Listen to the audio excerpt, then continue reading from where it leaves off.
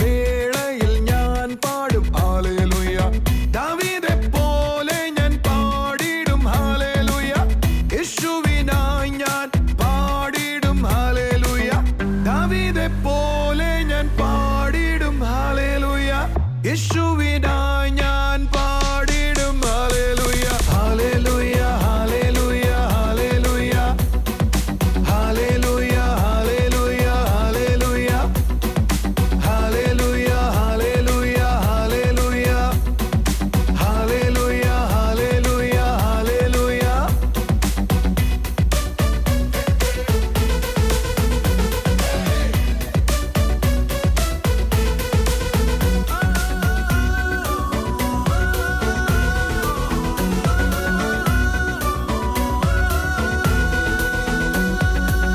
ക്രിസ്തുവിൻ കഷ്ടങ്ങളിൽ ഞാൻ പാടും ഹല്ലേലൂയ.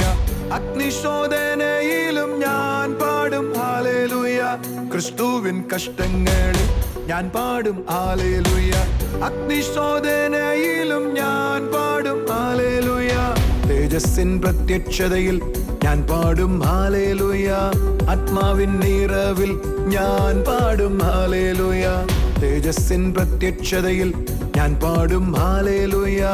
ആത്മാവിൻ നിറവിൽ ഞാൻ പാടും hallelujah. Hallelujah hallelujah hallelujah hallelujah hallelujah hallelujah hallelujah hallelujah. TV പ്രേക്ഷക സംഗമം നെയ്യാറ്റിങ്കര ഏപ്രിൽ 21 ചൊവ്വാഴ്ച രാവിലെ 10:30 മുതൽ. സ്ഥലം Swadeshabhimani town hall, Alummoodu. TV പ്രേക്ഷക സംഗമം തിരുവല്ലയിൽ ഏപ്രിൽ 22 ബുധനാഴ്ച രാവിലെ 10:30 മുതൽ. സ്ഥലം വിൽവേഴ്സ് youth centre hall, opposite elite hotel, near KSRTC bus stand. TV പ്രേക്ഷക സംഗമം തൃശൂർ ഏപ്രിൽ 23 വ്യാഴാഴ്ച രാവിലെ 10:30 മുതൽ. സ്ഥലം ജോണക്കര മെമ്മോറിയൽ ഹാൾ, ഒല്ലൂർ. കർത്താവിൻ്റെ അതിപരിശുദ്ധ നാമം വാഴ്ത്തപ്പെടുമാറാകട്ടെ. അനുഗ്രഹിക്കപ്പെട്ട ഈ നല്ല ദിവസത്തിനായി നമുക്ക് ദൈവത്തെ സ്തുതിക്കാം. ക്രിസ്തുവിലായിരിക്കുന്ന നമ്മൾ ഓരോരുത്തരെക്കുറിച്ചും ദൈവത്തിൻ്റെ ഉദ്ദേശം എന്ന് പറയുന്നത് മഹത്വമുള്ളൊരു ലൈഫിൽ നമ്മൾ ഓരോരുത്തരും ആയിത്തീരണമെന്ന. എന്നാൽ ഈ ഗ്ലോറിയസ് ലൈഫ് എന്താണ് എന്നത് നമുക്ക് പലപ്പോഴും അറിയത്തില്ല. പലപ്പോഴും നമ്മൾ കേട്ടിട്ടുള്ളത് അതിന് വിപരീതമായിട്ടാണ്. ഒരുപക്ഷെ നിത്യതയിൽ എത്തിയതിന് ശേഷം ഒരു മഹത്വം ഉണ്ടാകുമെന്നായിരിക്കാം പലരുടെയും ചിന്തയിലുള്ളത്. എന്നാൽ ക്രിസ്തുവിലായിരിക്കുന്ന ഓരോരുത്തർക്കും ദൈവവചനം പറയുന്നത് അവൻ ആ ഗ്ലോറിയസ് ലൈഫിൽ ആണ് എന്നതാണ്. ഇന്നത്തെ മെസ്സേജ് കേൾക്കുമ്പോൾ കർത്താവ് നിങ്ങളോട് സംസാരിക്കട്ടെ. ആ ഗ്ലോറിയസ് ആയ അനുഭവം നിങ്ങളുടെ ഓരോരുത്തരുടെയും ജീവിതത്തിൽ ഉണ്ടാകട്ടെ. നമുക്ക് മെസ്സേജിലേക്ക് പോകാം. അടുത്തിരിക്കുന്ന ആളുടെ കൈ കൊടുത്തിട്ട് പറഞ്ഞേ, കവിഞ്ഞൊഴുകുന്ന അനുഗ്രഹം. കവിഞ്ഞൊഴുകുന്ന അനുഗ്രഹം. അതെങ്ങനെ എക്സ്പീരിയൻസ് ചെയ്യുന്നത്? ഹോളി സ്പിരിറ്റ് വന്നത് അതിനു വേണ്ടിയിട്ടാ. പരിശുദ്ധാത്മാവാണ് എന്നെ അതിലേക്ക് നടത്തുന്നത്. എന്താ ഹോളി സ്പിരിറ്റ് ചെയ്യുന്നത്? കാൽവറി ക്രൂശിൽ കർത്താവ് എന്തൊക്കെ നേടിയോ അത് മുഴുവൻ ഞാൻ എക്സ്പീരിയൻസ് ചെയ്യും. അവൻ ചിലതിനെല്ലാം വില കൊടുത്തു, ചിലതിനല്ല. ഞാൻ ആ ഗ്ലോറിയസ് ലൈഫിലാകേണ്ടതിന് സകലത്തിനും വില കൊടുത്തു. അത് മുഴുവൻ ഞാൻ എക്സ്പീരിയൻസ് ചെയ്യണം. അടുത്തിരിക്കുന്ന ആളുടെ കൈ കൊടുത്തിട്ട് പറഞ്ഞേ, അത് മുഴുവൻ നിങ്ങൾ എക്സ്പീരിയൻസ് ചെയ്യണം. അങ്ങനെ നിങ്ങളുടെ കളപ്പുരകൾ നിറഞ്ഞു കവിയും. അങ്ങനെ നിങ്ങളുടെ കളപ്പുരകൾ ധാന്യം കൊണ്ട് നിറയും. ധാന്യം കൊണ്ട് നിറയും. ധാന്യം കൊണ്ട് നിറയും. എന്റെ ബാങ്കിൽ സൂപ്പർ നാച്ചുറൽ മണി വരുന്നു. ധാന്യം കൊണ്ട് നിറയും. ധാന്യം കൊണ്ട് നിറയും. ഇന്ന് ഈ മെസ്സേജ് കഴിഞ്ഞപ്പം അഞ്ചലിൽ ഒരു സിസ്റ്റർ വന്നിട്ട് പറഞ്ഞു, സിസ്റ്റർ ഇന്ന് പ്രസംഗിച്ചതൊക്കെ ഭയങ്കര സന്തോഷമായിരുന്നു. എൻ്റെ മോളുടെ ബാങ്കിൽ എവിടുന്നാ പൈസ വരുന്നതെന്ന് അറിയത്തില്ല. ആ മോൻ്റെ ട്രീറ്റ്മെൻറ്റ്, ആ കുഞ്ഞിന് ചെറിയ പ്രയാസമുണ്ട്, അതിനു വേണ്ട കാര്യങ്ങളെല്ലാം ആ ബാങ്കിൽ വരും. എവിടുന്നാ പണം വരുന്നതെന്ന് അറിയത്തില്ല. ഇന്ന് പ്രസംഗിച്ചതുപോലെ തന്നെ ഞങ്ങളുടെ ജീവിതത്തിൽ ആമീൻ ആമീൻ എന്ന് പറഞ്ഞാട്ടെ.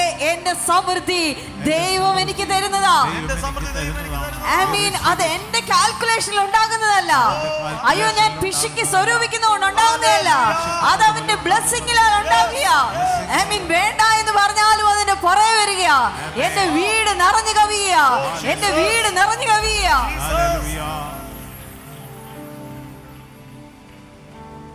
പുതിയ വീഞ്ഞും പുതിയ എണ്ണയും കൊണ്ട് ആമീൻ ഞാൻ കവിയും, ഓവർഫ്ലോ ചെയ്യാനിടയാകും.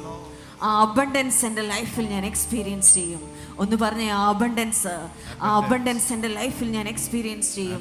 ഒരു ഓവർഫ്ലോ ബ്ലെസ്സിങ്, ആമീൻ, കവിഞ്ഞൊഴുകുന്ന അനുഗ്രഹം അതെൻ്റെ ജീവിതത്തിൽ ഞാൻ കാണും. ഈ ദിവസങ്ങളിൽ, ഈ മണിക്കൂറിൽ ദൈവം എനിക്ക് വച്ചിരിക്കുന്ന സകല നന്മയെ ഞാൻ അനുഭവിക്കും. ഹല്ലേലൂയ.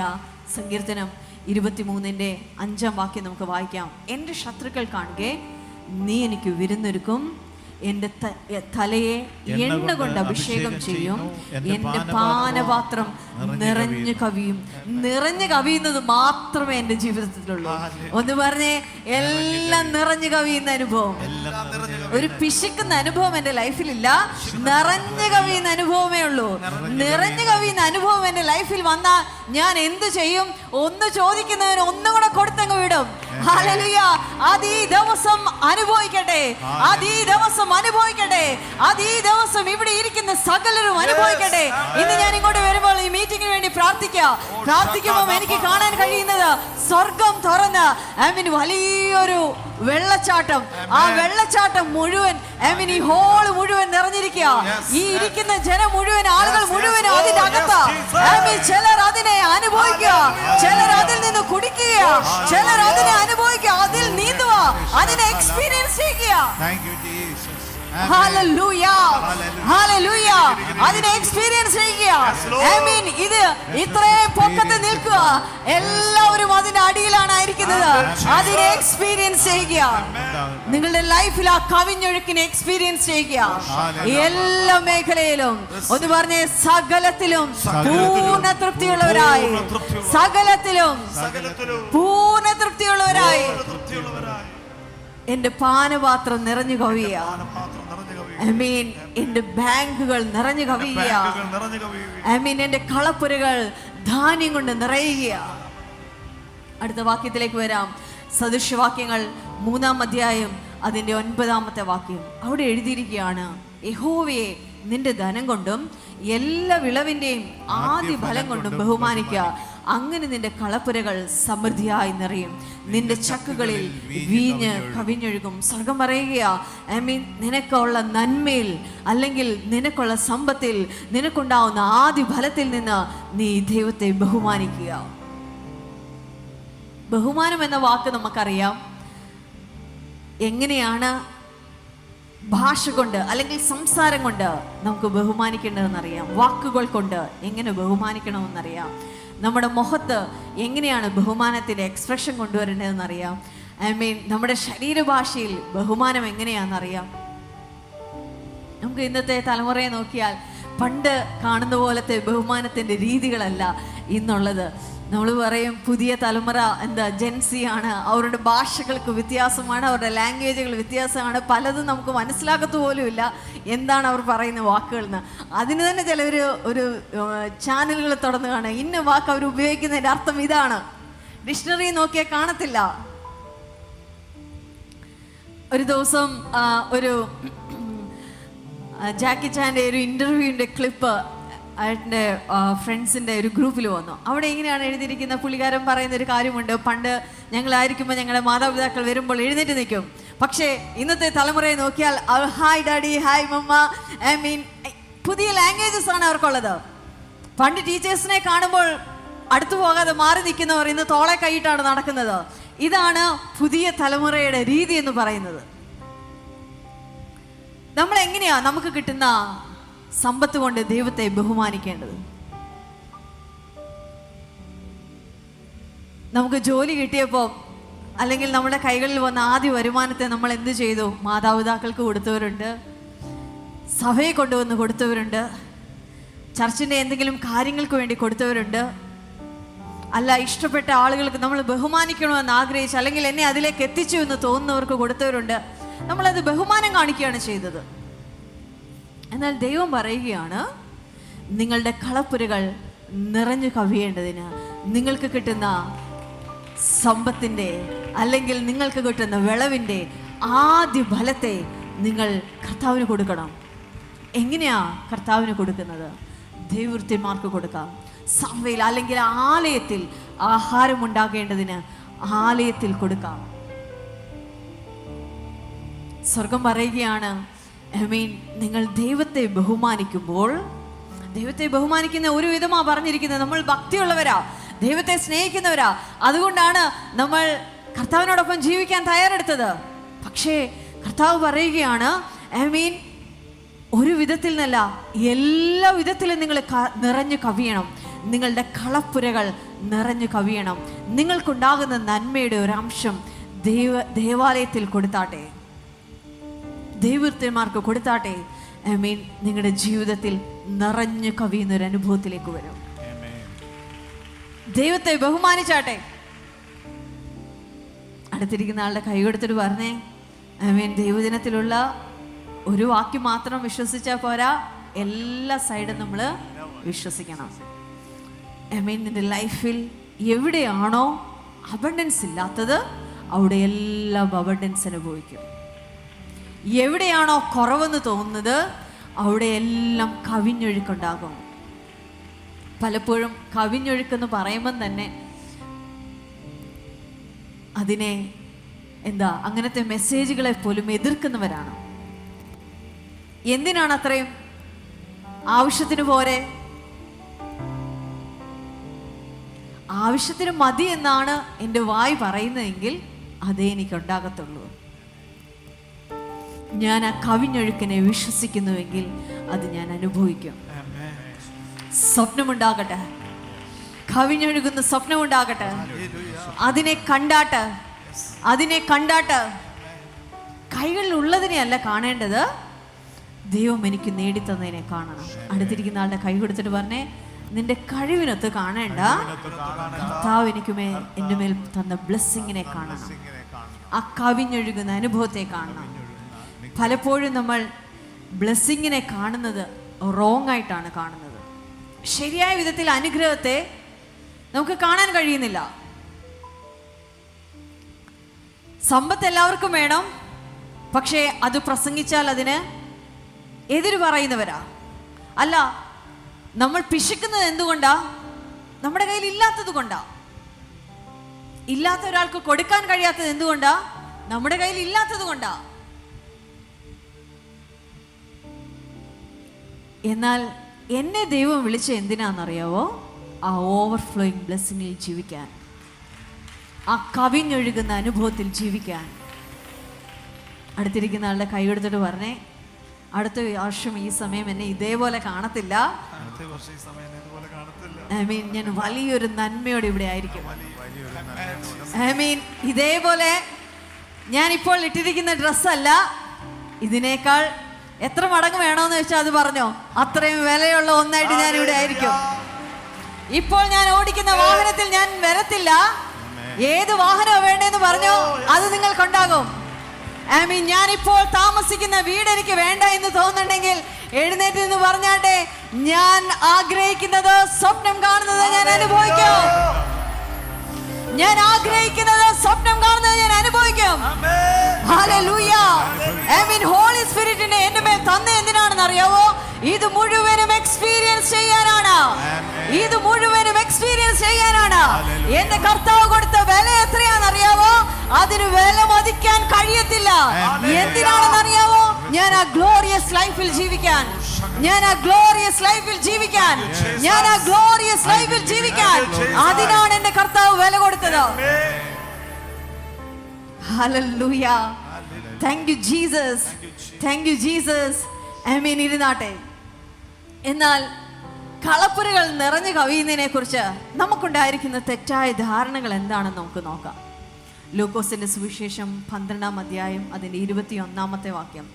ദൈവവിഷയമായി സമ്പന്നനാകാതെ തനിക്ക് തന്നെ നിക്ഷേപിക്കുന്നവന്റെ കാര്യം ഇങ്ങനെയാവുന്നു. ഒന്നും കൂടെ വായിക്കാം.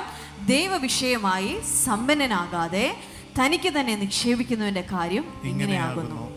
ഈ വാക്യത്തിന്റെ അർത്ഥം എന്താണെന്നറിയാവോ? നമുക്കിതിന്റെ മുകളിലുള്ള വാക്യം കൂടെ വായിക്കാം. അതിന്റെ 18-ാം വാക്യം മുതൽ വായിക്കാം. പിന്നെ അവൻ പറഞ്ഞത്, ഞാനിത് ചെയ്യും, എൻ്റെ കളപ്പുരകളെ പൊളിച്ച് അധികം വലിയവ പണിത് എൻ്റെ വിളവും വസ്തുവകയും എല്ലാം അതിൽ കൂട്ടിവെക്കും. എന്നിട്ട് എന്നോട് തന്നെ, നിനക്ക് ഏറിയ ആണ്ടുകൾക്ക് മതിയായ അനവധി വസ്തുവക സ്വരൂപിച്ചിരിക്കുന്നു, ആശ്വസിക്കുക, തിന്നുക, കുടിക്കുക, ആനന്ദിക്കുക എന്ന് പറയും. അടുത്ത വാക്യം കേൾക്കുമ്പോഴാണ് നമുക്ക് നെഞ്ചിൽ തീ കത്തുന്നത്. ദൈവമോ അവനോട്, മൂടാ, ഈ രാത്രിയിൽ നിന്റെ പ്രാണനെ നിന്നോട് ചോദിക്കും, പിന്നെ നീ ഒരുക്കി വെച്ചത് ആർക്കാകും എന്ന് പറഞ്ഞു. ഈ വാക്യം കേൾക്കുമ്പോൾ നമുക്ക് തോന്നും, ഇങ്ങനെ കളപ്പുരകൾ വിശാലമാക്കിയവനോട് ഓരോരുത്തരോട് നോക്കി കർത്താവ് പറയും, ഇന്ന് രാത്രി ഞാൻ നിന്നെ വിളിക്കും, ഇത് ആരനുഭവിക്കുമെന്ന് കാണാം. സ്വർഗം അതല്ല ഉദ്ദേശിക്കുന്നത്. കളപ്പുരകൾ വലുതാക്കുന്നതുകൊണ്ട് കർത്താവിന് യാതൊരു ഇഷ്ടക്കേടുമില്ല. അടുത്തിരിക്കുന്ന ആളുടെ കൈ എടുത്തിട്ട് പറഞ്ഞേ, നിന്റെ ബാങ്ക് നിറഞ്ഞ് കവിയുന്നതുകൊണ്ട് സ്വർഗത്തിന് യാതൊരു വിരോധവുമില്ല. സ്വർഗം നിന്നോട് പറഞ്ഞിരിക്കുന്നത്, നിനക്ക് നല്ല ദേശത്ത് ഞാൻ നിനക്ക് അവകാശം തരും. നിന്റെ സന്തതി ദേശത്ത് അനുഗ്രഹത്തോടായിരിക്കും. നിന്റെ തലയെ ഞാൻ ഉയർത്തിപ്പിടിക്കും. നിന്റെ ശത്രുക്കളുടെ മുൻപിൽ ഞാൻ നിനക്ക് വിരുന്നൊരുക്കും. നീ ഒരിടത്തും താണുപോകത്തില്ല, ഒരിടത്തും കുറവ് അനുഭവിക്കത്തില്ല. നീ ശ്രേഷ്ഠതയിൽ ജീവിക്കും. അപ്പോൾ ഇതിന്റെ അർത്ഥം എന്താണ്? ആ വ്യക്തി പറയുകയാണ്, തിന്നുക, കുടിക്കുക, ആനന്ദിക്കുക. അവൻ ദൈവ വിഷയത്തിൽ സമ്പന്നനായില്ല. അടുത്തിരിക്കുന്ന ആളുടെ കാര്യം കൈ കൊടുത്തിട്ട് പറഞ്ഞേ, അവൻ ദൈവ വിഷയത്തിൽ സമ്പന്നനല്ലായിരുന്നു. അവൻ ദൈവികമായി ചിന്തിക്കുന്ന വ്യക്തിയല്ലായിരുന്നു. അവൻ തനിക്ക് തന്നെ ചിന്തിക്കുന്നവനായിരുന്നു. അതുകൊണ്ടാണ് സ്വർഗം അവനെ നോക്കി പറഞ്ഞത്, ഇന്ന് രാത്രിയിൽ ഞാൻ നിന്നെ വിളിക്കും, ഇത് നീ അവകാശമാക്കത്തില്ല എന്ന് പറഞ്ഞത്. എന്നാൽ ക്രിസ്തുവിലായിരിക്കുന്ന ഓരോ വ്യക്തിയെക്കുറിച്ചും ദൈവത്തിൻ്റെ ഇഷ്ടം എന്താണെന്നറിയാവോ? നീ എസ്റ്റാബ്ലിഷ്ഡ് ആകണം. നീ എസ്റ്റാബ്ലിഷ്ഡ് ആകണം. നീ എസ്റ്റാബ്ലിഷ്ഡ് ആകണം. നീ എസ്റ്റാബ്ലിഷ്ഡ് ആകണം. ദൈവം അബ്രഹാമിനെ അനുഗ്രഹിച്ചപ്പോൾ ഒരു രാജ്യത്ത് ചെന്നപ്പോൾ ആ രാജ്യം പറയാം, അയ്യോ എനിക്ക് നിന്നെ ഉൾക്കൊള്ളാൻ കഴിയുന്നില്ല, നീ ഇവിടം വിട്ടു പോണം. നിങ്ങളെ കാണുന്ന ആളുകൾ നിങ്ങളെ നോക്കി പറയണം, അയ്യോ ഇവരുടെ നന്മകൾ എത്ര അധികമാണ്, ഇവർ എത്രത്തോളം ഉയർത്തപ്പെട്ടു, കർത്താവ് ഇവരെ എത്രത്തോളം അനുഗ്രഹിച്ചു എന്ന് നിങ്ങളെ നോക്കി പറയണം. അടുത്തിരിക്കുന്ന ആളുടെ കൈ എടുത്തിട്ട് പറഞ്ഞേ, നീ എസ്റ്റാബ്ലിഷ്ഡ് ആകണം. നിന്റെ കളപ്പുരകൾ പൊളിച്ച് വലുതാക്കണം. സമൃദ്ധിയിലേക്ക് വരണം. സമൃദ്ധിയിലേക്ക് വരണം. അയ്യോ കളപ്പുര പൊളിച്ചാൽ അത് ആർക്കുമില്ലാതായി പോകുമെന്നല്ല. ദൈവ മനുഷ്യനെ കുറിച്ച് അല്ലെങ്കിൽ ഒരു ഭക്തനെ കുറിച്ച് സ്വർഗം പറയുക, അവന്റെ നന്മകൾ അവന്റെ മക്കൾ അനുഭവിക്കും. അത് അന്യായപ്പെട്ടു പോകത്തില്ല, അത് നഷ്ടപ്പെട്ടു പോകത്തില്ല, അതാരും കവർന്നുകൊണ്ട് പോകത്തില്ല. നീ ദേശത്ത് അനുഗ്രഹത്തോടായിരിക്കും. നീ ചെയ്യുന്ന നിമിത്തം, നീ കർത്താവിനോടൊപ്പം ജീവിച്ചത് നിമിത്തം നിന്റെ സന്തതി പരമ്പരയെ അവൻ അനുഗ്രഹിക്കും. സമ്പത്തിനെ കുറിച്ചുള്ള നമ്മുടെ തെറ്റായ ധാരണകൾ മാറിയിട്ട് കർത്താവിൻ്റെ ബ്ലെസ്സിങ്ങിലേക്ക്, ദൈവം നമുക്ക് നേടിത്തന്ന ആ അനുഭവങ്ങളിലേക്ക് നമുക്ക് ഓരോരുത്തർക്കുമായി തീരാം. എല്ലാ മേഖലയിലും ആ ഗ്ലോറിയസ് അനുഭവം നമുക്ക് ഓരോരുത്തർക്കും ഉണ്ടാകട്ടെ. നമുക്കിനി ചില സാക്ഷ്യങ്ങളിലേക്ക് പോകാം.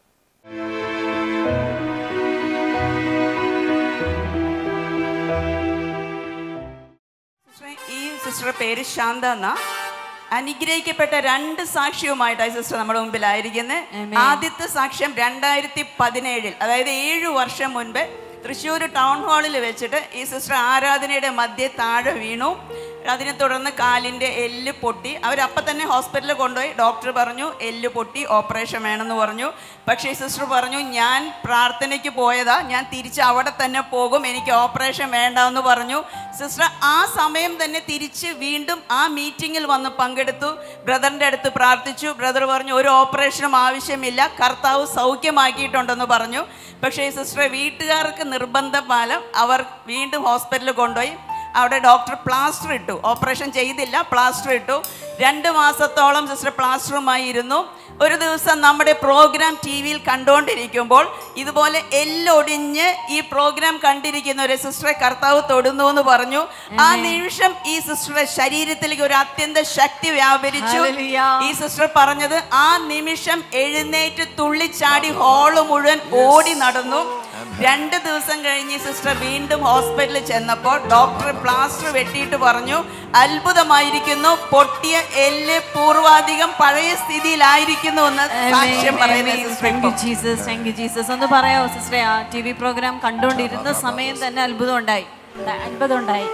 അപ്പം തന്നെ ഞാൻ പ്രാർത്ഥിച്ചുകൊണ്ട് ഇങ്ങനെ ഇരിക്കുകയായിരുന്നു. കണ്ടപ്പോൾ തന്നെ അപ്പം മൊത്തം എൻ്റെ മേലെ തരിപ്പായിരുന്നു. അപ്പം ഞാനിങ്ങനെ കാലെല്ലാം എനിക്കൊന്നും അറിയണില്ല. ഞാൻ കാലെല്ലാം കുടഞ്ഞ് ഉള്ളിൽ കിടന്ന് നടക്കുകയായിരുന്നു, ഓടുകയായിരുന്നു. അപ്പം എൻ്റെ മനസ്സിൽ ദൈവം തൊട്ടു എന്നുള്ളത് എനിക്ക് നല്ല ഉറപ്പുണ്ട്. അപ്പോൾ പോയി ഡോക്ടർ പറഞ്ഞു എന്താണ് 2 ദിവസം അത് കണ്ട് 2 ദിവസം കണ്ട് ഞാൻ ഡോക്ടറെ കാണാൻ പോണത്. അപ്പം എന്താ അത്ഭുതം നടന്നതെന്നുള്ള അറിയില്ല എന്ന് പറഞ്ഞു. അല്ലെ കാല് ചരിയെന്നാണ് പറയണത്, നടക്കാനേ പറ്റില്ല. അതായത് സർജറി ചെയ്തില്ല എങ്കിൽ ശരിയാകത്തില്ല എന്ന് പറഞ്ഞു, നടക്കാൻ പറ്റില്ല എന്ന് പറഞ്ഞു. അപ്പം അത് കുഴപ്പമില്ല, എനിക്ക് പറ്റുകയാണെങ്കിൽ കെട്ടിത്താ പറഞ്ഞു. പ്ലാസ്റ്റർ ഇടാൻ ചെന്നപ്പോൾ പറഞ്ഞത് സർജറി ചെയ്തില്ല എങ്കിൽ ഈ പ്ലാസ്റ്റർ കൊണ്ട് മാത്രം ശരിയാകത്തില്ല, കാല് ചരിഞ്ഞു പോകുമെന്ന് പറഞ്ഞു. പക്ഷേ ഈ സിസ്റ്ററിന്റെ നിർബന്ധത്താൽ പ്ലാസ്റ്റർ ഇട്ടു, സർജറി ചെയ്തില്ല. എന്നാൽ ഒരു ദിവസം കർത്താവിന്റെ ശക്തി സിസ്റ്ററെ തൊടുവാനിടയായി. ആ സമയം റൂമിൽ ഓടി നടന്നു. ദൈവം ചെയ്തതിനെന്ന് കരങ്ങളെ അടിച്ച് സ്തുതിച്ചാട്ടെ. Thank you Jesus. അടുത്ത സാക്ഷ്യം. ഈ സിസ്റ്റർക്ക് 4 മാസം മുൻപ് സിസ്റ്റർ ബ്രസ്റ്റിൽ ഒരു തടിപ്പുണ്ടായിരുന്നു. ഡോക്ടറുടെ അടുത്ത് ഈ സിസ്റ്റർ വീണ്ടും വീട്ടുകാർ കൊണ്ടു ചെന്നു. ഡോക്ടർ പറഞ്ഞു ഇത് വേറെ ഏതോ രോഗമാണെന്ന് നമുക്കൊന്ന് പരിശോധിക്കണം. അവർ ആ മുഴ ബയോപ്സിക്ക് അയച്ചു. പക്ഷേ സിസ്റ്റർ വിശ്വാസത്തോടുകൂടി ചർച്ചിൽ വിളിച്ചു പ്രാർത്ഥിച്ചു. റിസൾട്ട് വന്നപ്പോൾ അത് നെഗറ്റീവാണ്, ഒരു കുഴപ്പവുമില്ലെന്ന് ഡോക്ടേഴ്സ് പറഞ്ഞു. കർത്താവ് കൊടുത്ത സൗഖ്യത്തിനായി നന്ദി. Thank you Jesus. ആമേൻ. ഈ ബ്രദറിന്റെ പേര് കൃഷ്ണൻകുട്ടി എന്നാണ്. ഇവര് കോഴിക്കോട് സഭയിൽ നിന്നാണ് വരുന്നത്. ഈ ബ്രദർക്ക് പറയാനുള്ളൊരു സാക്ഷ്യം, 10 മാസമായിട്ട് ഈ ബ്രദറിന്റെ ഇടത് ചെവി കേൾക്കയില്ലായിരുന്നു. ഇത് കഴിഞ്ഞ പ്രാവശ്യം ഞാൻ ഈ സ്റ്റേജിൽ വന്നപ്പോൾ ഞാൻ പറഞ്ഞു വരണ്ട, ഇദ്ദേഹത്തിന് കേൾക്കുന്നില്ല എന്ന് പറഞ്ഞ് തിരിച്ചു വിട്ടാണല്ലോ. ഓക്കെ, ശരി പറ. ബ്രദർ കഴിഞ്ഞ മാസം നമ്മുടെ പബ്ലിക് മീറ്റിംഗിൽ വെച്ചിട്ട് ചെവി കേൾക്കാത്തവര് ആ ചെവിയുടെ ഭാഗത്ത് കൈവച്ച് പ്രാർത്ഥിക്കാനായിട്ട് ബ്രദർ പറഞ്ഞു. വിശ്വാസത്തോടെ ബ്രദർ ചെവിയിൽ കൈവച്ച് പ്രാർത്ഥിക്കുകയും ജോൺ ബ്രദറെ സ്റ്റേജിൽ വിളിച്ച് പ്രാർത്ഥിക്കുകയും ചെയ്തു. ബ്രദർ തിരിച്ച് വീട്ടിൽ പോയി 2-3 ദിവസം കഴിഞ്ഞപ്പോൾ 10 മാസം കേൾക്കാതിരുന്ന ചെവി പൂർണ്ണമായി കർത്താവ് സൗഖ്യം കെടുത്തു എന്ന് സാക്ഷ്യപ്പെടുന്നു. ഇപ്പൊ കേൾക്കുന്നുണ്ട്. ഞാൻ ചോദിക്കുന്നത്, അന്ന് ഇവിടെ വന്നപ്പോ ഞാൻ ഇവിടെ വെച്ച് വിളിച്ചപ്പോ കേട്ടില്ല, ഇവിടെ വന്നപ്പോ കേൾക്കുന്നില്ലായിരുന്നു. അന്നേരം സാക്ഷ്യം പറയാൻ വന്നപ്പോ ഞാൻ സാക്ഷ്യം പറയാൻ സമ്മതിച്ചില്ല, കേൾക്കുന്നില്ല. വീണ്ടും ഒരിക്കൽ പ്രാർത്ഥിക്കാൻ പറഞ്ഞ് വിട്ടു. പക്ഷെ 2 ദിവസം വീട്ടിൽ ചെന്നപ്പോ സൗഖ്യമായി. ഭയങ്കര സങ്കടമായി പോലെ കേട്ടിട്ട്. അടിപൊളി. കരയുന്ന കാണുമ്പോ, ഒരു പ്രായമുള്ള ഒരാള് ഇവിടെ ഒന്ന് കരയുന്നത് കാണുമ്പോ അതിന്റെ അർത്ഥം കർത്താവ് ചെയ്തൊരു വലിയ കാര്യം അദ്ദേഹത്തെ സ്പർശിച്ചിട്ടുണ്ട്. കൈ അടിച്ചൊരു ആമേൻ പറഞ്ഞേ.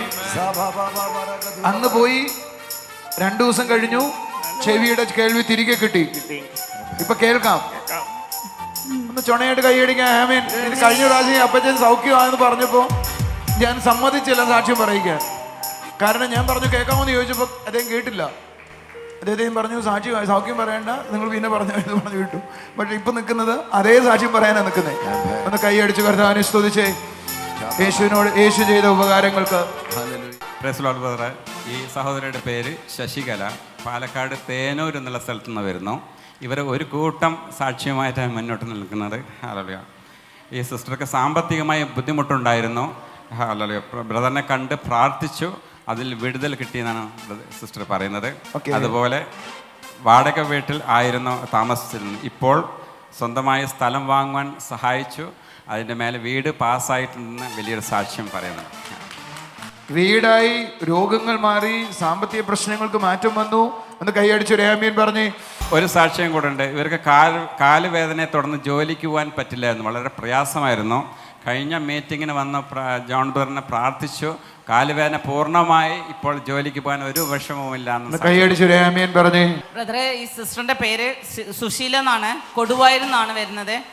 അമ്മയുടെ മോന്റെ സാക്ഷ്യം പറയാനാണ് നിൽക്കുന്നത്.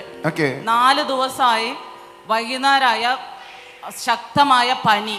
ആ പനി മാറുന്നേ ഇല്ല. അപ്പോൾ ഹോസ്പിറ്റലിൽ പോയി ഡോക്ടർ പറഞ്ഞത് പ്ലേറ്റ്ലെറ്റ് കുറവുണ്ട്, കാരണം അഡ്മിറ്റ് ആക്കണമെന്ന് പറഞ്ഞു. പനി മാറുന്നില്ല. അപ്പോൾ ലീഡേഴ്സിനെ, പാലക്കാട് ചർച്ചിലത്തെ ലീഡറിനെ വിളിച്ച് പ്രാർത്ഥിച്ച് ആ നിമിഷം തന്നെ ഹോസ്പിറ്റലിൽ സൗഖ്യം വന്നു. പിറ്റേ ദിവസം തന്നെ അവർ ഡിസ്ചാർജ് ആയി വീട്ടിലേക്ക് വന്നു എന്നാണ് പറയുന്നത്. ആമേൻ. സന്തോഷത്തോടെ പോയിട്ട് അമ്മേ, ദൈവം ധാരാളം അനുഗ്രഹിക്കട്ടെ. കർത്താവ് ചെയ്ത ഓരോ നന്മകൾക്കായി നമുക്ക് ദൈവത്തെ സ്തുതിക്കാം. ഓരോ അനുഭവങ്ങളും ഓരോ പ്രവൃത്തികളും അല്ലെങ്കിൽ ദൈവത്തിൻ്റെ ഓരോ സാക്ഷ്യങ്ങളും നമ്മളോട് പങ്കുവെക്കുന്നത് അവൻ്റെ വാത്സല്യത്തെയാണ്, നമ്മളോടുള്ള സ്നേഹത്തെയാണ്, കർത്താവ് നമുക്ക് വേണ്ടി ചെയ്ത അനുഭവങ്ങളെയാണ് അത് പങ്കുവെക്കുന്നത്. നിങ്ങൾ ഓരോരുത്തരും ക്രിസ്തുവിലായിരിക്കുമ്പോൾ ആ അനുഭവത്തിലായിരിക്കാം. കർത്താവ് നിങ്ങളെ സഹായിക്കട്ടെ. ഒരു നിമിഷം നമുക്ക് കണ്ണുകളെ അടയ്ക്കാം. അപ്പോൾ അതിനോടൊപ്പമായിരിക്കുന്ന ഓരോ കുടുംബങ്ങളെയും അവിടുത്തെ കരങ്ങളിൽ ഏൽപ്പിക്കുന്നു. അപ്പോൾ കർത്താവെ, ഇന്ന് ഞങ്ങൾ കേട്ടതുപോലെ മഹത്വമുള്ളൊരു ലൈഫ് എല്ലാ മേഖലയിലും, കർത്താവെ എല്ലാ മേഖലയിലും ഇവരോരോരുത്തരും അനുഭവിക്കട്ടെ അപ്പാ. അനുഭവിക്കട്ടെ അപ്പാ. ദൈവിക നന്മകൾ കൊണ്ട് നിറയട്ടെ അപ്പാ. കർത്താവിൻ്റെ നിറവ് കൊണ്ട് നിറയട്ടെ അപ്പാ. Thank you Jesus, thank you Jesus, thank you Jesus. കർത്താവെ, കൈയുടെ കുഴ കുറച്ച് നാളായിട്ട് വേദന അനുഭവിക്കുന്ന ഒരു വ്യക്തിയെ കർത്താവ് തൊടുകയാണ്. ആ വ്യക്തി 2 വീലർ ഡ്രൈവ് ചെയ്യുന്ന ഒരു വ്യക്തിയാണ്. ആ വ്യക്തിയെ കർത്താവ് സൗഖ്യമാക്കുന്നത് കാണാം. ഹാലുറൂഷേക്കലോദരേ. കർത്താവേ, നിൻ്റെ കൃപയ്ക്കായി നന്ദി പറയുന്നപ്പാ. നിൻ്റെ കൃപയ്ക്കായി നന്ദി പറയുന്ന കർത്താവേ. എനിക്കൊരു കാഴ്ച കാണാനുള്ളത്, ഒരു വ്യക്തി ഇരിക്കുക, ആ വ്യക്തിയുടെ അടുക്കലായിരിക്കുന്ന ഒരു ഫ്ലവർ വേസിൽ നടുക്ക് മഞ്ഞ കളറും അതിൻ്റെ ചുറ്റും നല്ല റെഡിനോട് ചേർന്ന ഒരു നിറവുമാണ് ആയിരിക്കുന്നത്. ആ വ്യക്തിയെ കർത്താവ് തൊടുന്നത് കാണാം. ആ വ്യക്തി മനസ്സിൽ ചിന്തിച്ചിരിക്കുന്ന, അത് നടക്കുമോ എന്ന് ചിന്തിച്ച് ആയിരിക്കുന്ന അനുഭവത്തെ കർത്താവ് തൊടുന്നത് കാണാം. അതിന്മേൽ ദൈവത്തിൻ്റെ ഒരു പ്രവൃത്തി ഉണ്ടാകുന്നത് കാണാം. കർത്താവേ, നിൻ്റെ കൃപയ്ക്കായി നന്ദി പറയുന്നപ്പാ. നിൻ്റെ പ്രവൃത്തിക്കായി നന്ദി പറയുന്നു കർത്താവേ. നിൻ്റെ കൃപയ്ക്കായി നന്ദി പറയുന്നു. എന്നെ കാണുന്ന കുടുംബങ്ങളിലെല്ലാം അത്ഭുതങ്ങൾ ഉണ്ടാകട്ടെ. എന്നെ കാണുന്ന കുടുംബങ്ങളിലെല്ലാം ദൈവത്തിൻ്റെ പ്രവൃത്തി ഉണ്ടാകട്ടെ. അപ്പാ, നിൻ്റെ കൃപ ചലിക്കട്ടെ അപ്പാ. നിൻ്റെ കൃപ ചലിക്കട്ടെ. ഓരോ വ്യക്തികളുടെ മേലും അത് ചലിക്കട്ടെ അപ്പാ. അപ്പോൾ ഇവർ പ്രാർത്ഥിക്കുന്ന വിഷയത്തിന്മേൽ ദൈവത്തിൻ്റെ ശ്രേഷ്ഠത വെളിപ്പെടട്ടെ അപ്പാ. അവിടുത്തെ കൃപ ചലിക്കട്ടെ അപ്പാ. സ്വർഗീയ പിതാവേ, അവിടുന്ന് ഞങ്ങളുടെ പ്രാർത്ഥന കേട്ടേനായി സ്തോത്രം. യേശുവിൻ്റെ നാമത്തിൽ തന്നെ ആമേൻ. ഓരോ ദിവസവും നമുക്ക് കർത്താവിൽ സന്തോഷിക്കാം. അവൻ്റെ അനുഭവങ്ങളിൽ നമുക്കായിരിക്കാം. God bless you.